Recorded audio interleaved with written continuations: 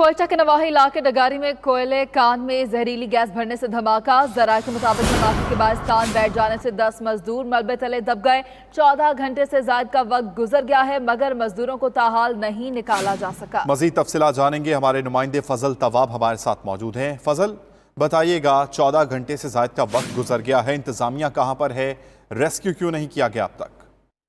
देखें, इस तरह है कि ये कोयटा का नवाई इलाका है डगारी, जहां पर पीएमडीसी का सरकारी कोयला कान है, जहां पर जहरीली गैस भर जाने से धमाका हुआ और जिसके नतीजे में कोयला कान जो है वो मुकम्मल तौर पर जमीन बोस हो गई और कोयला कान में 10 मजदूर जो है वो मलबे तले दब गए।